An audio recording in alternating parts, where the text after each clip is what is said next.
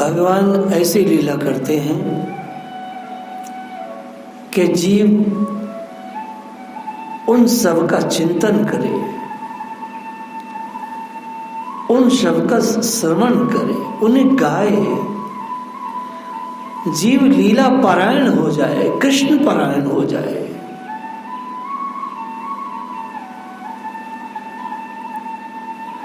सिर्फ कृष्ण ही भजनीय है मनुष्य मात्र के लिए। कोई भी स्त्री यदि उन्हें चाहती है तो भगवान उसे स्वीकार करते हैं। भगवान कोई मजबूर ईश्वर नहीं है।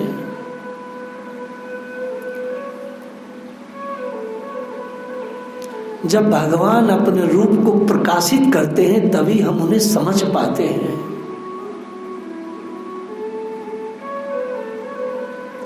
यदि भगवान मर्यादा में रहेंगे तो हम उन्हें समझ नहीं पाएंगे। हम समझेंगे ये तो हमारे जैसे ही हैं।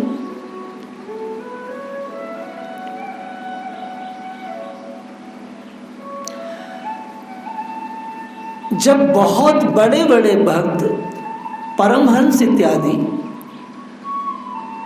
वेद के धर्म के विरुद्ध चलते हैं, वेद के धर्म का पालन नहीं करते हैं, तो भगवान की तो बात ही क्या है। भगवान क्यों वेद के धर्म का पालन करेंगे? ये तो हमारे जैसे सामान्य मनुष्यों के लिए है।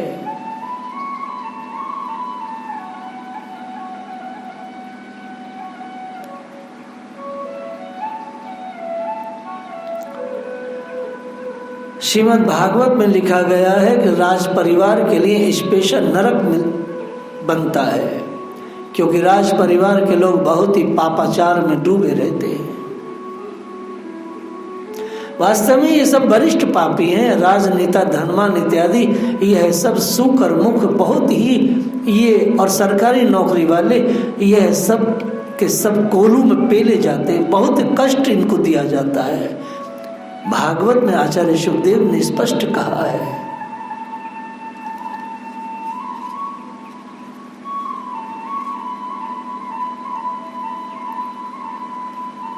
भगवान अपने प्रेयसियों के साथ जल क्रीड़ा कर रहे हैं। गोपियां हंस रही थी, खुलकर परिहास कर रही थी, कुछ ऐसी बातें कर रही थी जिससे श्री कृष्ण थोड़े हीन हो रहे थे, परंतु वह सब मजाक कर रही थी। सारी गोपियां श्री कृष्ण को सींच रही हैं, पानी उड़ेल रही हैं। भगवान बार बार कहते बस बस, बहुत हो गया, बहुत हो गया, क्योंकि भगवान हार रहे हैं। एक तरफ चंद्रावली जी का झुंड है, दूसरी तरफ राधा रानी का झुंड है। सब श्री कृष्ण को सींच रही हैं। भगवान दो प्रकार से सिक्त हैं, एक तो प्रेम से और दूसरे जल से। भगवान के बाहर और भीतर दोनों तरफ आनंद ही आनंद हो रहा है। विमानों में चढ़े देवता यह सब लीला देखते हैं। जब श्री कृष्ण जीतते हैं तो देवता पुष्प बरसाते हैं और कहते हैं जय हो जय हो, और जब गोपियां जीतती हैं तो देवियां कहती हैं जय हो, पुष्प बरसाती हैं। फिर भगवान श्री यमुना जी के जल में डूबने की लीला करने लगे। सभी श्री गोपियां डूबने की लीला करने लगी, पानी में ऐसे डुबकी लगाती। फिर एक दूसरे को लोग खोजते, तैरते हुए खोजते, पता नहीं कोई डूब तो नहीं गया। इस तरह की वह लीला करते रहे।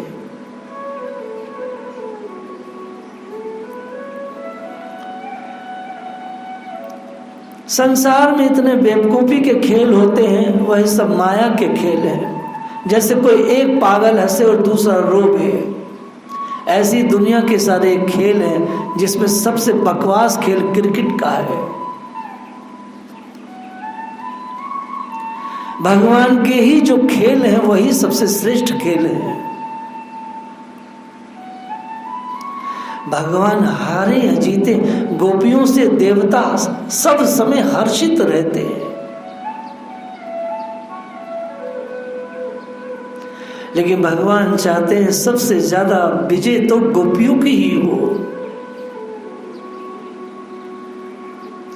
महाराज परीक्षित ने कहा, हे गुरुदेव, आप विस्तार से जल की लीला को कहिए। पहले तो एक दूसरे को डूबने की लीला करते हैं। भगवान सबसे अधिक गोपियों के सिर, मुख कमल पर और स्तनों पर जल फेंकते हैं। एक साथ 3 श्लोकों में जल लीला का वर्णन आया है श्रीमद् भागवत में। अब भगवान ने स्थल में प्रवेश किया, अब वन में विहार कर रहे हैं। श्रीपाद सनातन गोस्वामी कहते हैं, पहले भगवान नैपत्य जैसा व्यवहार कर रहे थे। नैपत्य कहते हैं पर्दे के पीछे वाला। भगवान विशेष आनंद के लिए नैपत्य में चले जाते हैं। कभी कभी पर्दे के पीछे भी आनंद आता है। श्री भगवान उपवन में विहार कर रहे हैं। किसी भी स्थान की जब प्रशंसा करते हैं तो वहां की वायु का सबसे पहले प्रशंसा की जाती है। आज सारा संसार वायु के लिए त्रस्त है, ग्रस्त है, क्योंकि ऐसे ऐसे घर बना करके मनुष्य रहता है जिनमें ऑक्सीजन ही नहीं है।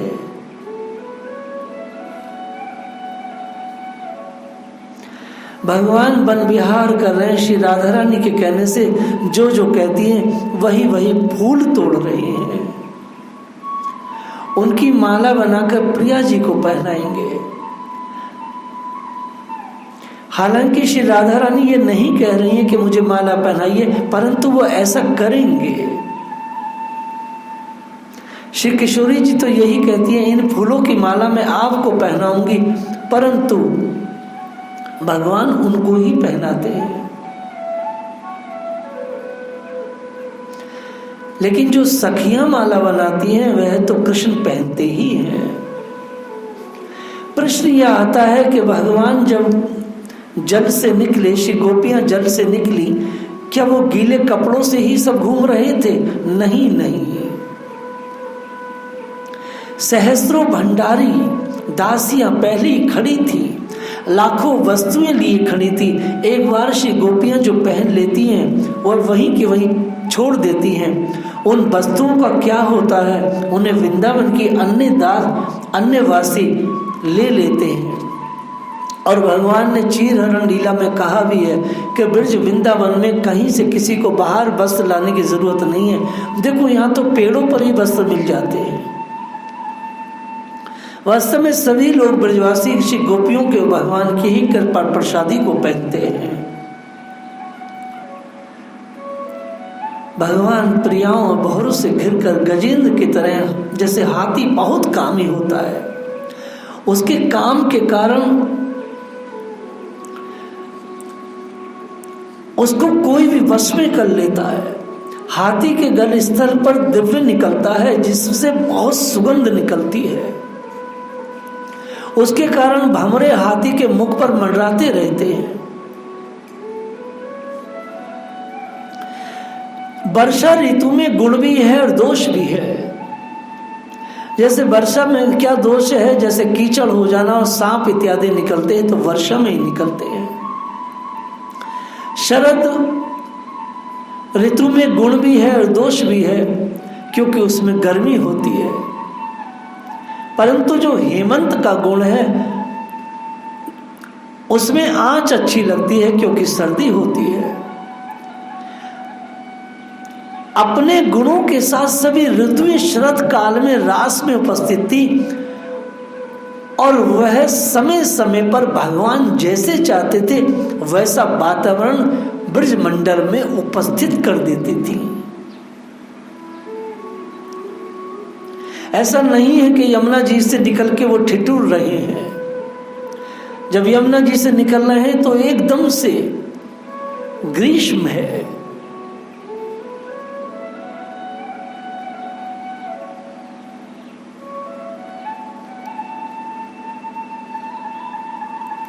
आचार्य सुखदेव कहते हैं भगवान और भी लीला इसी प्रकार से करते रहते हैं। भगवान में पूर्ण तरह से रस है। भगवान इतने समय से लीला कर रहे हैं श्री गोपियों के साथ, लेकिन कभी भी उनका शुक्र अर्थात उनका वीर स्खलन नहीं हुआ। मनुष्य की बात छोड़िए, शंकर तक का वीर स्खलन हो गया है। जैसे मिस्री का कोई आदमी बना दिया जाए तो उसकी हर चीज मिस्री ही होगी, वैसे ही भगवान में शुक्र है नहीं, वह चिन्ह में है, अखंड ब्रह्मचारी है।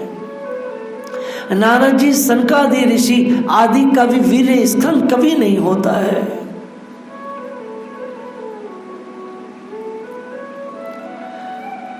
महासंकट आने पर भी यदि अनुराग बना रहे तो उसे अनुरक्त कहते हैं। श्री गोपियां सदैव श्री कृष्ण में अनुरक्त रहती हैं। अगर किसी की पत्नी नाराज हो जाए तो थोड़ी देर के लिए कहती तुम बाहर चले जाओ, मैं ठीक हो जाऊंगी। लेकिन श्री गोपियां हमेशा भगवान में अनुरक्त रहती हैं। भगवान ने जब उद्धव जी को ब्रज में ज्ञान देने के लिए भेजा था तो गोपियों को देख करके सोचते, ओहो इतना प्रेम हो सकता है कृष्ण से, सदैव भगवान में अनुरक्त रहती हैं ये। श्री गोपियों का प्रेम कृष्ण के प्रति सत्य है, शाश्वत है। इसलिए कृष्ण का एक नाम अटल बिहारी भी है। चूंकि भगवान हमेशा अटल रहते हैं, वह अपने पद से च्युत नहीं होते, और बाकी सब जितने भी हैं वह तो सब टल बिहारी हैं। अटल बिहारी तो केवल कृष्ण ही हैं।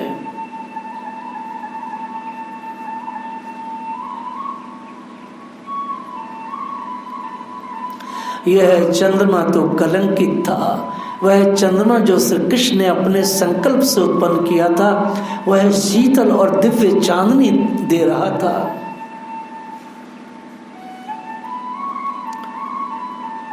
भगवान जो जो चाहते थे, जो जो लीला करना चाहते थे, वैसी ही उसी समय वह ऋतु आ जाती थी। जैसे भगवान ने रास में होली खेली तो रास के अंदर तुरंत ही बसंत आ गया। भगवान जो कोई भी लीला चाहते वैसे की वैसे ही वो ऋतु आ जाती। जैसे ही ठाकुर जी ने झूला झूलने का भाव बनाया तो एकदम से वर्षा होने लगी और सावन की हरियाली पूरे ब्रज में प्रकट हो गई। लीला का प्रवाह है, सुखदेव जी देख रहे हैं और परीक्षित को शब्दों के माध्यम से दिखा रहे हैं। लेकिन कथा में बहुत सारे महात्मा जन बैठे थे जिनकी टेढ़ी निगाह हो गई। महाराज परीक्षित समझ गए कि कुछ प्रश्न है जो करना चाहते हैं लोग, तो उन सबके खुसर पुसर हो रही थी। तो प्रश्न महाराज परीक्षित ने अब समाज के कल्याण के लिए राष्ट्र के मध्य में किया। संस्थापनाय धर्मस्य प्रश्मो तस्य च अवतीर्णो ही भगवानम रोनः जगदीश्वरा। संस्थापनाय धर्मस्य, महाराज परीक्षित ने पूछा है, भगवान श्री कृष्ण सारे जगत के एकमात्र स्वामी हैं। उन्होंने अपने अंश श्री बलराम जी के सहित पूर्ण रूप से अवतार ग्रहण किया है। उनके अवतार का उद्देश्य ही यह था कि धर्म की स्थापना हो और धर्म का नाश हो। परंतु हे गुरुदेव, बहुत ही भाव से मैं कथा सुन रहा हूं, लेकिन ऋषियों को देख रहा हूं, उनकी नाक मुंह सुकुड़ रही है। उनके भाव को देखते हुए गुरुदेव मैं आपसे प्रश्न कर रहा हूं। इस लीला से जीव आगे भटके नहीं। इस लीला को देख करके सुन करके जीव कोई गंदगी ना फैलाए, सो मुझे इसका उत्तर चाहिए। चूंकि परीक्षित महाभागवत थे, बचपन से भगवान के गुड़िए गुड्डे बना करके खेलते थे, उनमें शंका नहीं थी। जितने भी अधर्म है उनमें सबसे बड़ा अधर्म है दूसरे की स्त्री का गमन करना। महाराज परीक्षित ने ये बात कही। उन्होंने परस्त्री का समागम क्यों किया?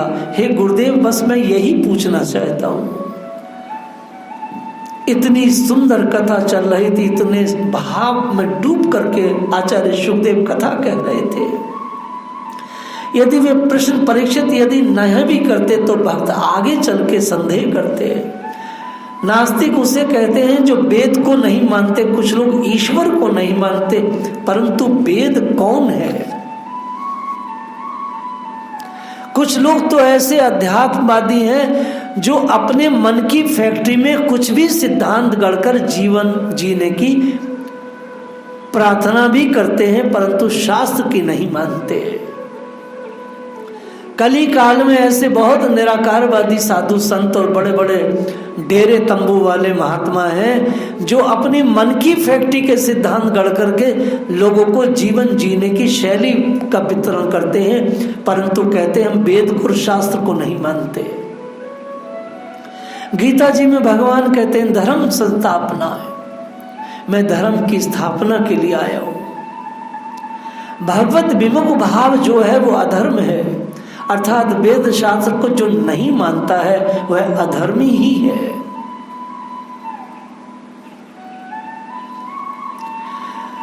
जैसे गेहूं बोया जाता है तो गेहूं के साथ कुछ और भी लता पता उगाती तो उसे काटना पड़ता है।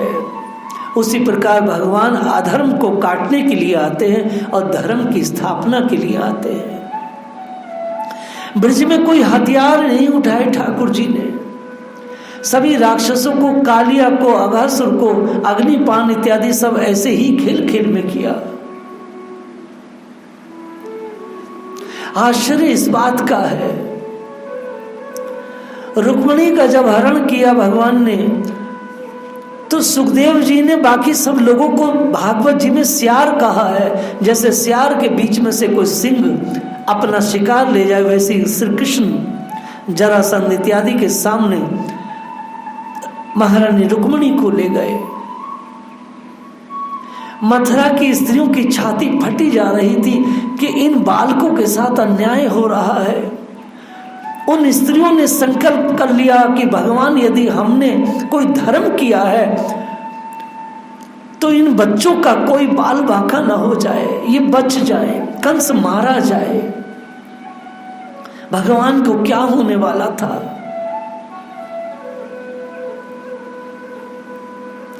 परीक्षित कहते हैं हे ब्राह्मण, आप तो वेद ज्ञाता हैं, आप बताइए कि कृष्ण ने किस अभिप्राय से पराई स्त्रियों के साथ नृत्य किया? मैं कहना चाहता हूं शिव को मानने वाले शिव के नाम पर गांजा पीते हैं, ये दुष्ट नहीं जानते शिव इनसे कितने दूर हैं। किस अभिप्राय से भगवान ने रास प्रकट किया? कृष्ण धर्म के प्रमुख वक्ता हैं, रक्षक हैं, नियम बनाने वाले हैं, अर्थात वे वेद मर्यादा का पालन करते भी हैं और नहीं भी करते हैं। वह वेद मर्यादा का पालन करते राम के स्वरूप में। भगवान राम कहते हैं लक्ष्मण, मेरा सपने में भी किसी नारी के प्रति कभी मन नहीं जाता है। सीता को देखकर ऐसा लगता है कि यही है जो जिससे मेरा विवाह होगा, क्योंकि सीता जी भगवान राम के नित्य पत्नी है, नित्य संगनी है।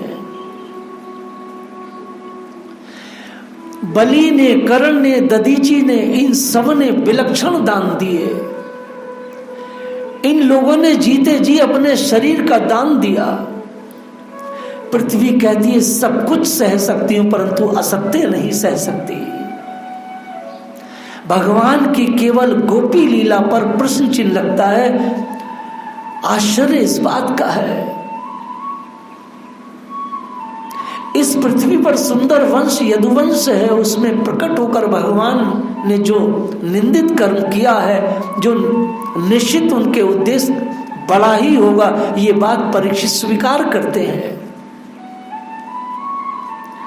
जो लोग स्त्री से पुरुष या पुरुष से स्त्री आसक्त रहते हैं वह सिंगारिक लोग, ऐसे लोग इस प्रकार का साहित्य पढ़ते हैं।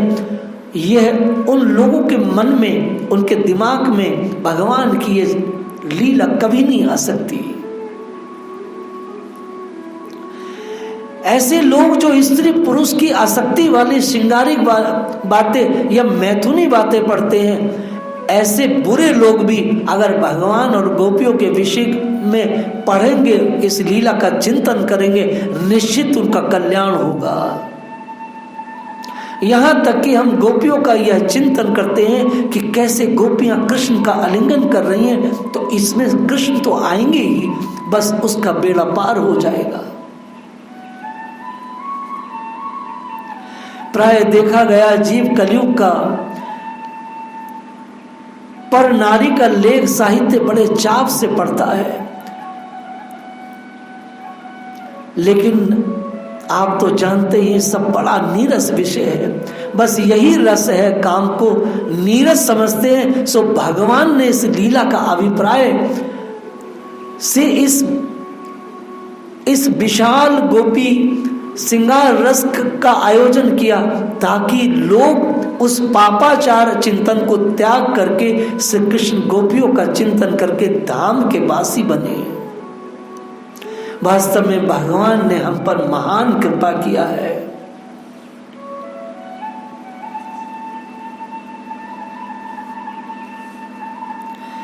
जो लोग भगवान की लीला को प्रत्यक्ष देखते हैं, वो कभी भी सिनेमा इत्यादि या नॉवल इत्यादि या कचरा साहित्य नहीं पढ़ते हैं।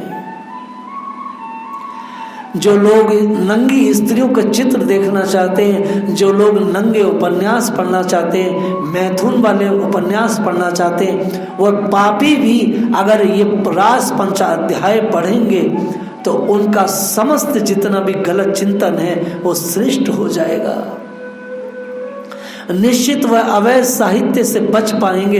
ये कृष्ण लीला उन अवैध साहित्यकारों का और अवैध साहित्य को पढ़ने वालों के लिए ये भगवान का महान दान है।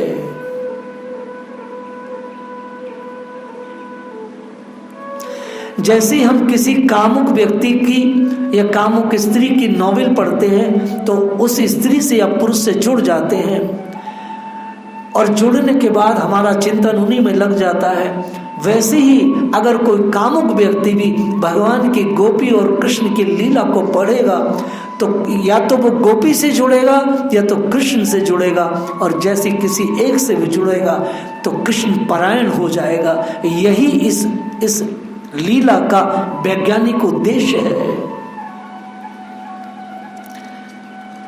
अग्नि कचरा घी लकड़ी सब खा जाती है और फिर भी शुद्ध रहती है, उसी प्रकार भगवान हमेशा शुद्ध रहते हैं। ब्रह्मा अपनी पुत्री से संभोग करने के लिए दौड़े, वह हिरनी बनकर भागी जा रही थी, और यह बहुत ही निंदनीय विषय था। चंद्रमा ने अपनी गुरु माता के साथ गमन करने का प्रयास किया और गमन किया और पुत्र पैदा किया, लेकिन बुध उनका बेटा तब भी पूजनीय है और चंद्रमा का भी है। बृहस्पति ने अपने भाई की पत्नी का गमन किया, लेकिन उसके बाद भी वो गुरु पद पर रह रहे हैं और उतने ही तेजस्वी है।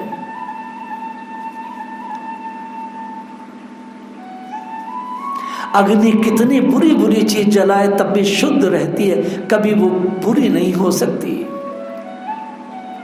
वैसे ही भगवान में कोई दोष नहीं देखना चाहिए। अग्नि मुर्दा को खा जाती है, अग्नि मुर्दे को जला देती है, तो कोई ये नहीं कह सकता अरे देखो ये अग्नि बड़ी बुरी है, इसने मुर्दे को खा लिया। अग्नि में तब भी कोई दोष नहीं देखता है। लेकिन जब कोई जीव मांस खाता है तो उसको दोष लगता है।